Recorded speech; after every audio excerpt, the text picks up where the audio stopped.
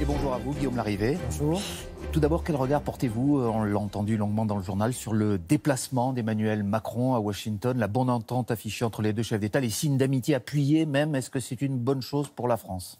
Comme tous les Français, j'ai vu les images symboliques d'une belle alliance, mais derrière les images, il y a une réalité, et c'est, je le crains, celle d'une panne stratégique. J'observe que, pour l'heure, Emmanuel Macron n'a exercé aucune influence effective sur les choix du président Trump, la guerre commerciale sur l'acier, la volonté des États-Unis de s'opposer à toute évolution en faveur du climat. Bref, sur tous les grands sujets, je constate que Emmanuel Macron, malheureusement, ne fait pas bouger les lignes. Sur un autre sujet bien spécifique, si la France obtenait un fléchissement de la position américaine qui est pour l'instant très, très ferme sur la question iranienne, sur la question de l'accord avec l'Iran sur le nucléaire, est-ce que là, pour le coup, vous applaudiriez et vous diriez, bon, bien joué, Monsieur le Président? Javid Imbert, on n'en est vraiment pas là. J'observe au contraire pour l'instant que sur la question du Proche-Orient, Emmanuel Macron a été complètement dans la roue de Donald Trump. Je regrette d'ailleurs que le président français ait suivi le président américain dans l'aventure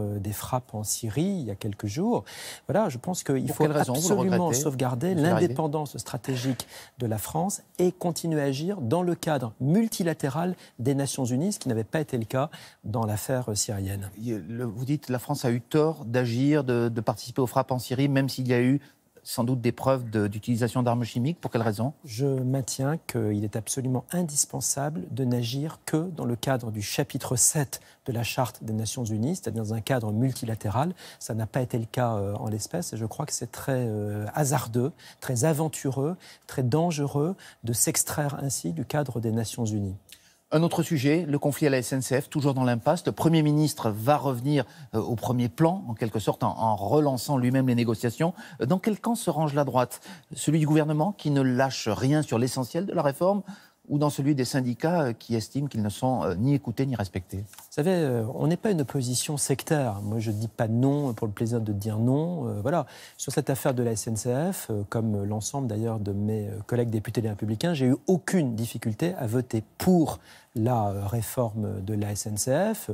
Elle n'est sans doute pas parfaite, mais en tout cas, elle va plutôt dans la bonne direction et j'ai aucune difficulté à l'approuver. Et donc vous dites quoi au gouvernement? Tenez bon, ne lâchez rien par rapport aux demandes des syndicats? Je dis que l'Assemblée nationale s'est prononcée. Nous avons voté oui à la réforme et ce n'est pas la CGT qui décide, ce sont les députés du peuple français. Et tant pis si la grève doit se prolonger jusqu'à la fin du printemps, début de l'été, disent certains. Maurice Thorez, je crois, le leader du Parti communiste autrefois, disait qu'il faut savoir arrêter une grève. Il me semble que cette grève, elle complique la vie des usagers. Ça peut d'ailleurs, je pense, nous interroger sur une éventuelle un jour modification de la Constitution pour garantir vraiment un vrai service minimum pour les clients des transports soyez plus précis, publics. vous pensez qu'on abuse aujourd'hui du droit de grève? Je pense que la situation qui consiste quand même à perturber la vie des citoyens, la vie des entreprises en bloquant un certain nombre de lignes de manière très régulière, je pense que ça n'est pas acceptable. Dans une démocratie, c'est le peuple qui décide par l'intermédiaire de ses représentants. L'Assemblée nationale s'est prononcée, sa décision doit être exécutée. Et donc il faudrait limiter la possibilité de faire grève dans les transports? Je pense qu'il faut restreindre le droit de grève dans les transports publics de manière beaucoup plus volontariste qu'aujourd'hui. Une tentative avait été faite il y a 10 ans, en 2007, mais je pense qu'il faut, dans la Constitution, inscrire un principe de service garanti pour assurer la continuité des transports et pour permettre aux Français de circuler librement, de travailler librement, de continuer à vivre librement. C'est une proposition qu'avec d'autres, je ferai dans les semaines qui viennent lorsqu'on débattra au Parlement de la modification de la Constitution. Alors, parmi les propositions de la droite, puisque vous êtes chargé du projet, il y a évidemment la stratégie. Qu'est-ce que vous allez faire dans les prochaines années? Le président de votre parti, Laurent Wauquiez, a répété hier qu'il n'était pas question de construire ni au niveau local ni au niveau national des alliances avec le Front National, alors que de plus en plus de voix dans votre parti, Thierry Mariani, des élus en Gironde notamment, réclament un rapprochement avec ce parti. Pourquoi êtes-vous farouchement contre tout rapprochement? Et les choses sont très claires.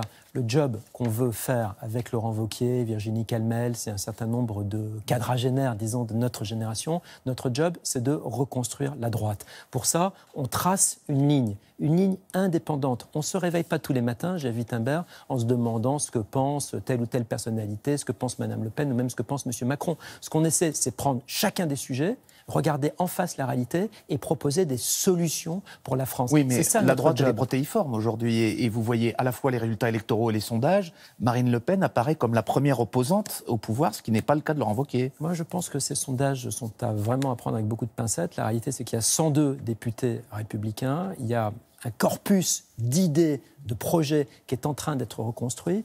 Et on le voit bien jour après jour. C'est nous qui allons tracer la ligne non seulement de l'opposition, mais des propositions. D'autant plus que ce que propose Mme Le Pen bien souvent, c'est soit de la brutalité, soit de l'inefficacité. Chacun a bien compris, notamment lors du débat d'entre-deux tours face à Emmanuel Macron, qu'elle incarnait une sorte d'impasse. Nous sommes au contraire là pour proposer des solutions réalistes. Lorsque vous-même, Guillaume Larrivé, pendant le débat Asile-Immigration, parlez d'un choc de désintégration produit par l'immigration massive, d'un chaos migratoire, je vous cite, quelle différence entre vos propos et ceux du FN ?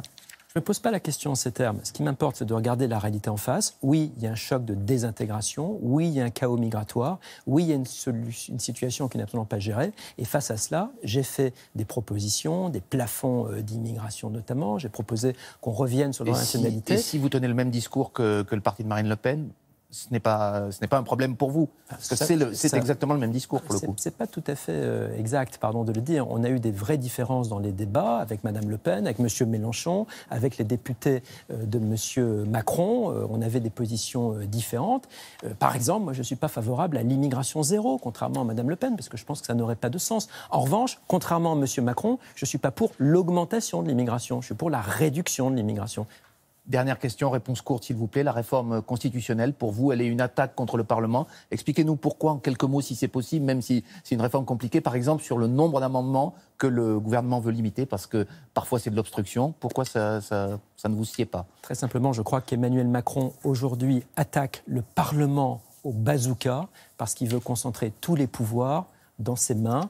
Il veut un pouvoir technocratique avec quelques collaborateurs et il veut plutôt réduire le Parlement dans sa taille mais aussi dans ses pouvoirs parce qu'il veut, lui, concentrer tous les pouvoirs. Le Parlement, c'est le lieu de la délibération, c'est le lieu de l'opposition, c'est le lieu de la proposition. Je crois que le Parlement gêne Emmanuel Macron aujourd'hui. De toutes les façons, on l'a vu encore sur le débat Asile-Immigration, il n'est pas corseté, ce Parlement. Aujourd'hui, le Parlement est libre. Mais c'est pour ça que je défends le Parlement, parce que défendre le Parlement, c'est pas défendre nos propres intérêts de députés, c'est défendre les libertés des Français, c'est défendre la France. Eh bien, on vous a entendu ce matin. Merci beaucoup, Guillaume Larrivé. Laurent, c'est à vous. Très bonne journée.